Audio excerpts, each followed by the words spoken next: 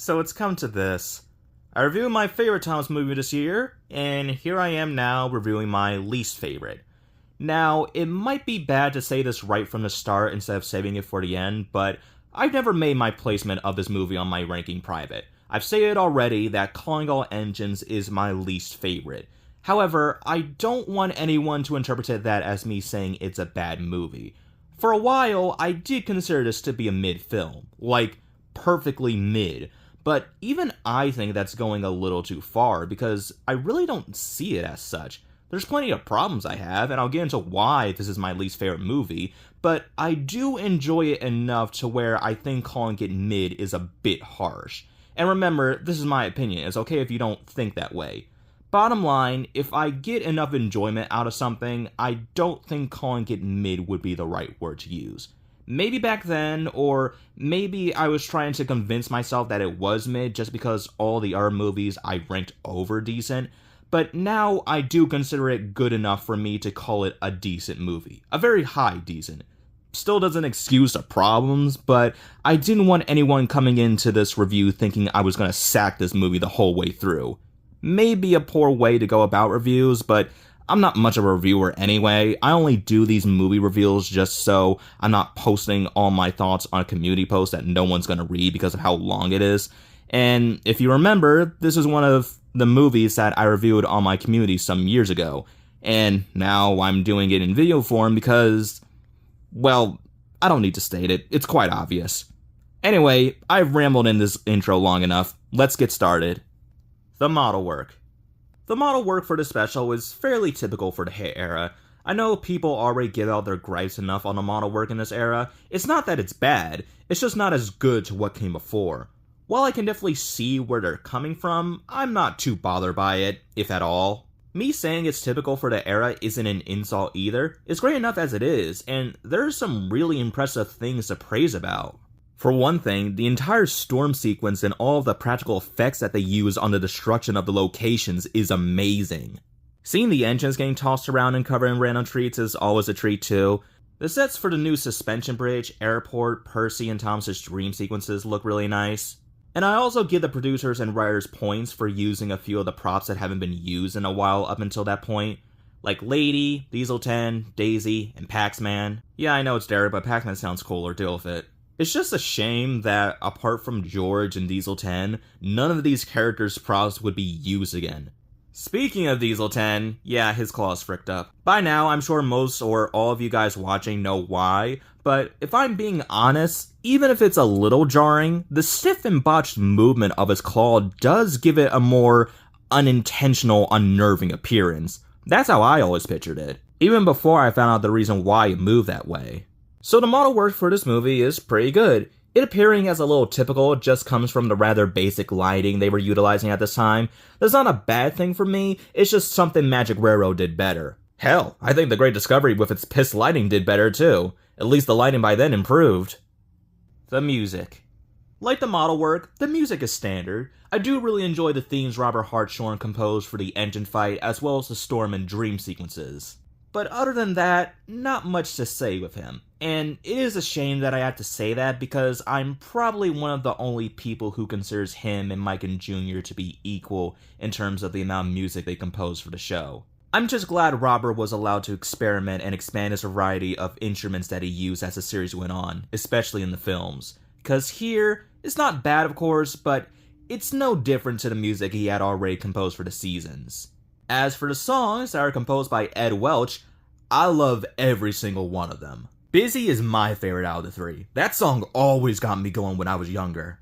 I couldn't ever get into Together for a long while, but like with a lot of songs, it thankfully grew on me as I got older, and is my second favorite song out of the bunch.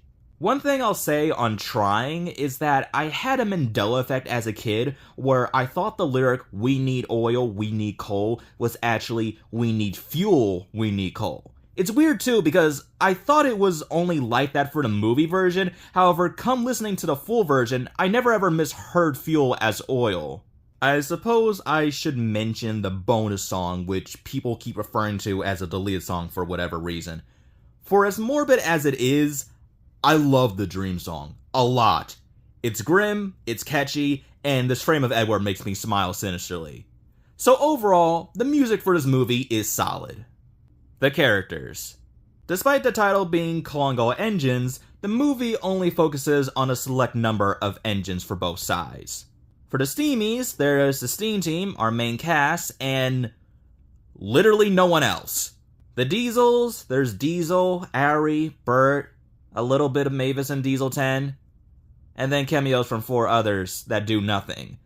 So, not a very big cast, and that's one of my problems with this movie.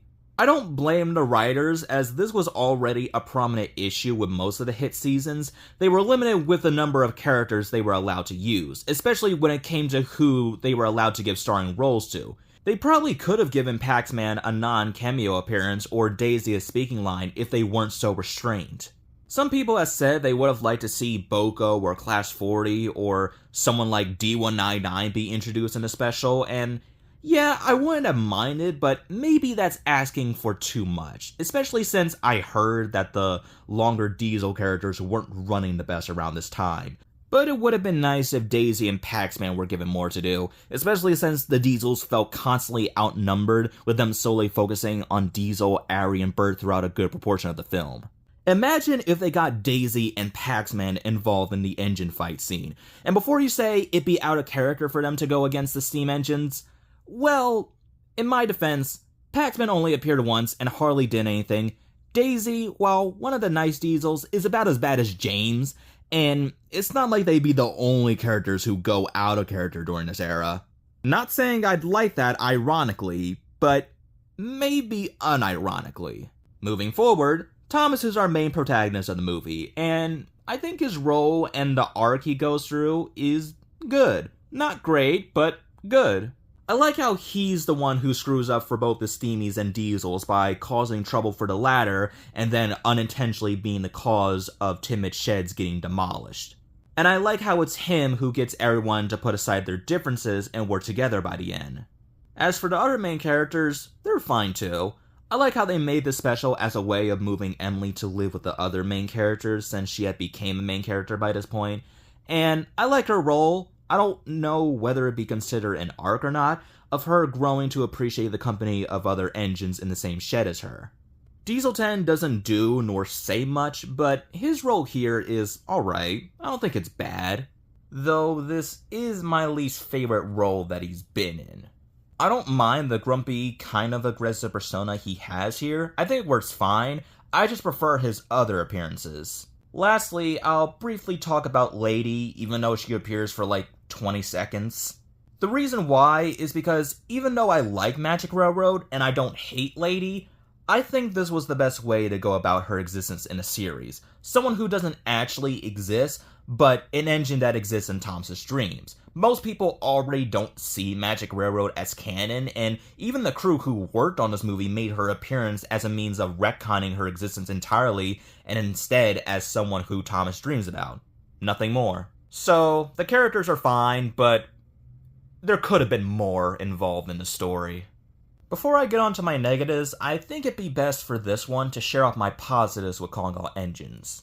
Besides the aforementioned stuff I already praise, there's a few lines of dialogue that make me chuckle. I like all the locations that the Steamies temporarily reside in, especially Gordon's. The dreams, for as ridiculous as they are, bar Thomas, are fun to watch. The same goes for the fighting sequence, which is brilliantly chaotic and violent. Brandon's narration is great as always, and the story, for the most part, kept me entertained.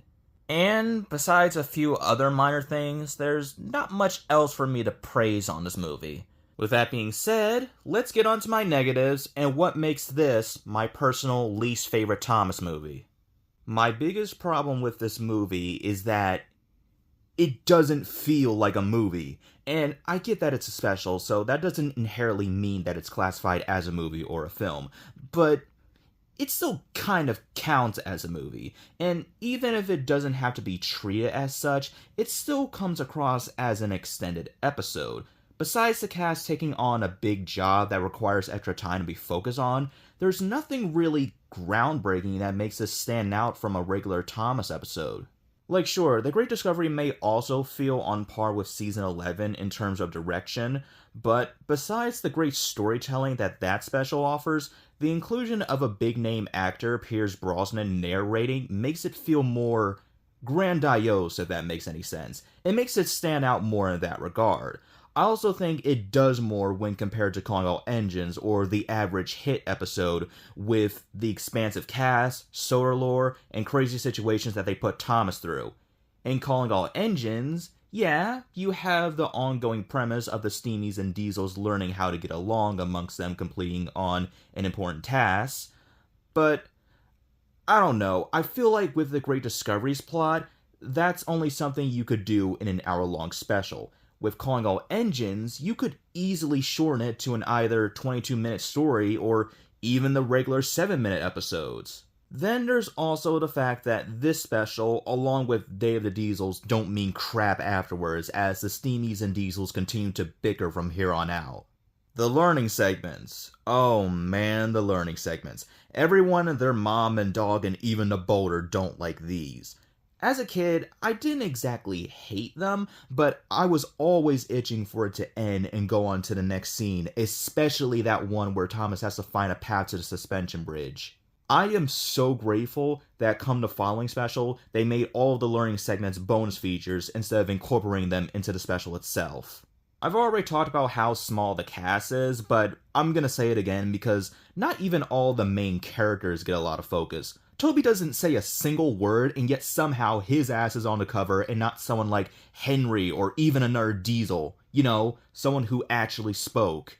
Now, if I'm being totally honest, that's about where my problems with the movie end, besides some minor nitpicks like the Diesels getting mad at the Steamies once again because of Thomas messing up the runway. But the three problems I mentioned, as well as the story just not being as interesting compared to other specials, are what damper its rating for me. I still like it, but I wish it had been better. I think there's a back and forth between this and Day of the Diesels on which one handled the Steam and Diesels rivalry better, and while I might side with Calling All Engines for handling that plot point better, I think Day of the Diesels was a more entertaining and enjoyable film.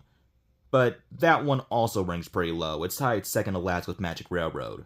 Now, as for my score on this movie, sort of movie, my final rating for Calling All Engines is a 6 out of 10. But like, a very low 6. I guess a 5.5 would make more sense, but I said this movie was a high decent, and that score to me still falls on the okay or mid side. I don't know, I'm bad at ranking, cause I do like every one of these films, and it's hard for me to give these a proper rating without them having the same one. I know which order I rank them in, but some of them I would give the same score. It's just one I'll like slightly more than the other, and that goes for this, Magic Railroad, and Day of the Diesels. The latter might be slightly higher than Magic Railroad, but I think I said that already on my review of that movie. Anyway, I hope you guys enjoyed this review, and currently the only movie I have left to make a video review on is The Great Discovery. I'll either make a review on that on its 20th anniversary, which is in 3 years, or maybe, which this will be the more likely option, I'll review it sometime before that just to get it out the way, but still on its anniversary, which is on the 5th of July. So, yeah, I'll leave you guys with that, and remember, you want me. I want you, baby. My sugar boo, I'm levitating. The Milky Way, we're renegading. Yeah, yeah, yeah, yeah, yeah.